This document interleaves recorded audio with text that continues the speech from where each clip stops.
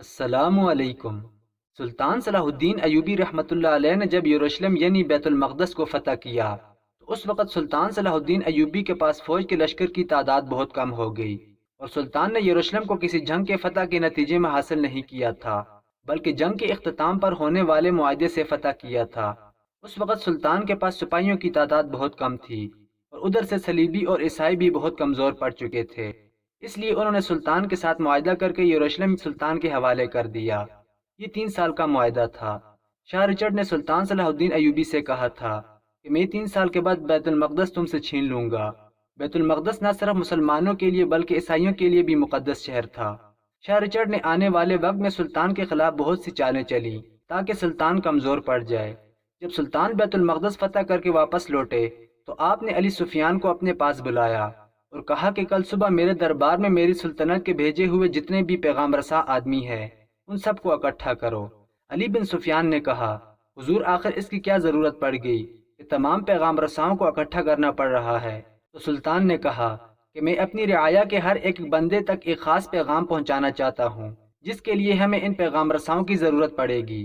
سلطان سے علی بن سفیان نے پوچھا، سلطان وہ آخر ایسا کون سا پیغام ہے؟ تو سلطان نے کہا کہ وقت آنے پر علی بن سفیان تم سب جان جاؤ گے۔ سلطان صلاح الدین ایوبی نے علی بن سفیان جو کہ اس کا خاص جاسوس تھا اور بہت عقل مند بھی تھا، وہ سلطان کے قریب آنے والی ہر مصیبت کو پہلے جان لیتا۔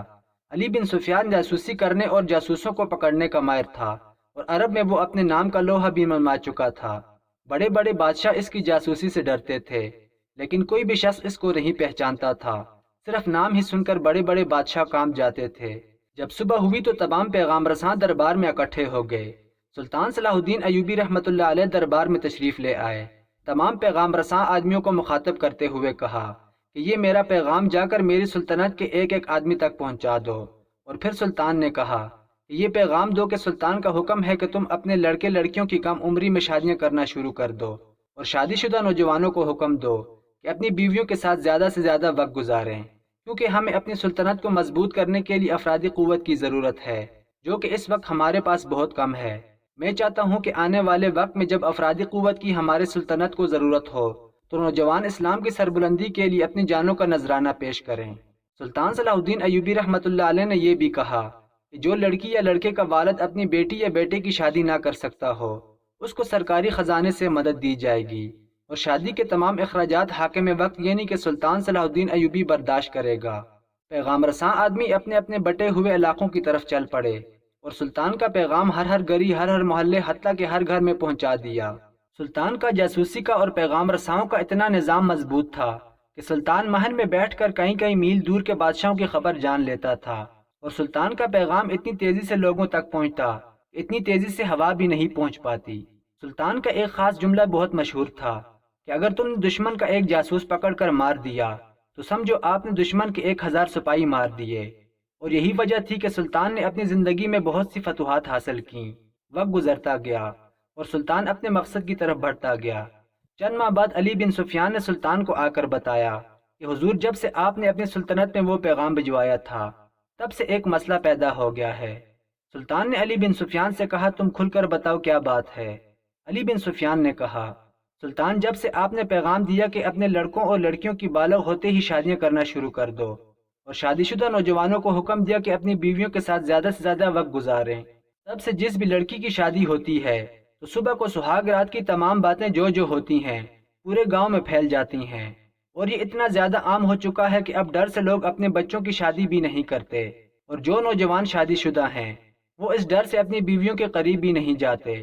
کیونکہ ان کی ساری باتیں اور ہونے والی ساری حرکات صبح لوگوں کو پتہ چل جاتی ہیں، اور لوگ شرمندگی سے آپ کے حکم پر عمل کرنے سے قاصر ہیں۔ حتیٰ کہ بعض جگہوں پر یہ معاملہ بھی زیر بحث آیا کہ سلطان صلاح الدین ایوبی خود شادی کیوں نہیں کرتا، خود 4 شادیاں کیوں نہیں کر رہا، حالانکہ شریعت اسلام میں تو 4 شادیاں جائز ہیں اور سلطان تو یہ کر سکتا ہے، بجائے وہ خود شادیاں کرنے کے ہمیں کیوں کہہ رہا ہے؟ اس طرح کے مختلف سوالات گردش کر رہے ہیں۔ یہ سن کر سلطان سمجھ گیا کہ یہ بادشاہ رچرڈ کی چال ہے، کیونکہ وہ سلطان کو ہر طریقے سے کمزور کرنے میں لگا ہوا تھا۔ سلطان نے اپنے جاسوسوں کو حکم دیا اور کہا کہ جاؤ اور سلطنت میں معلوم کرو کہ آخر ایسا کیوں ہے اور کیسے ہو رہا ہے۔ دشمن چاہتا ہے کہ ہم افرادی قوت سے محروم رہیں، جاسوسوں نے اپنے طریقے سے ہر کوشش کی لیکن وہ ناکام رہے کہ آخر ایسی کیا وجہ ہے کہ صبح تمام سہاگ رات کی باتیں پورے گاؤں میں پھیل جاتی ہیں۔ وہ جاسوس سلطان کی خدمت میں حاضر ہوا اور سارا ماجرا سنایا تو سلطان نے کہا کہ کسی بھی گاؤں میں ایک لڑکی کی شادی کرواؤ اور اس کے دولہے کو کہہ دو کہ شادی کی رات وہ اس کمرے میں نہیں جائے گا بلکہ سلطان صلاح الدین ایوبی بھیس بدل کر اس کے کمرے میں جائے گا اور اس راز کا پتہ لگائے گا کہ آخر ان کے کمرے میں ایسا کیا ہوتا ہے، ایسا کون سا جاسوس ہے اور کہاں چھپا ہوتا ہے جو صبح ساری باتیں پھیلا دیتا ہے۔ یہ سن کر لوگوں کو حیرت نہ ہوئی کہ سلطان کسی دوسرے کے دلہن کے ساتھ رات گزارے گا، کیونکہ وہ سلطان کے کردار کو جانتے تھے۔ اس لیے علی بن سفیان نے ایک گاؤں میں ایک لڑکی کی شادی کروائی اور رات کے وقت سلطان صلاح الدین ایوبی بھیس بدل کر دولہے کی جگہ خود کمرے میں چلا گیا۔ جیسے ہی آدھی رات کا وقت ہوا، سلطان منصوبے کے مطابق بستر کے قریب گیا تو اچانک سلطان بستر سے نیچے اتر کر زمین پر لیٹ گیا اور لیٹتے لیٹتے سلطان بستر کے نیچے گھس گیا اور تھوڑی دیر بعد ایک آدمی کو ٹانگوں سے پکڑ کر گھسیٹتا ہوا چارپائی کے نیچے سے باہر نکال دیا اور اپنی نیام سے تلوار نکالی اور اس کی گردن پر رکھ کر کہا، بتاؤ تمہیں یہ سب کام کرنے کے لیے کس نے بھیجا ہے؟ اور سلطان نے سچ بتانے پر اس کی جان بخشی کا وعدہ کیا تو اس جاسوس نے کہا کہ یہ سب عیسائیوں کے بے تاج بادشاہ رچرڈ کا کام ہے اور اس کام کے لیے اس نے آپ کی سلطنت میں تقریباً 10,000 کے قریب جاسوس چھوڑ دیے ہیں جو یہ سارا کام سر انجام دینے کے لیے بھیجے گئے ہیں۔ یہ سن کر سلطان صلاح الدین ایوبی نے شاہ رچرڈ کو پیغام بھجوایا کہ یہ جو تم نے غلیظ حرکت کی ہے اس کو بند کرو اور ایک ہفتے کے اندر اندر اپنے سارے جاسوس واپس بلا لو، ورنہ میں بھول جاؤں گا کہ ہمارے درمیان کوئی معاہدہ ہو چکا ہے۔ یہ پیغام سن کر شاہ رچرڈ بھی جان چکا تھا کہ اب سلطان صلاح الدین کو روکنا ناممکن ہوگا، اس لیے اس نے ایک ہفتے کے اندر اندر اپنے تمام جاسوس واپس بلا لیے اور اسی طرح سلطان نے اتنی بڑی مشکل کا سامنا عقل مندی سے کر کے دشمن کو خاک چٹا دی۔ پھر اس دور کے مورخین لکھتے ہیں کہ ہم نے اپنی آنکھوں سے ایک ایک دن میں 200 شادیاں ہوتی دیکھیں۔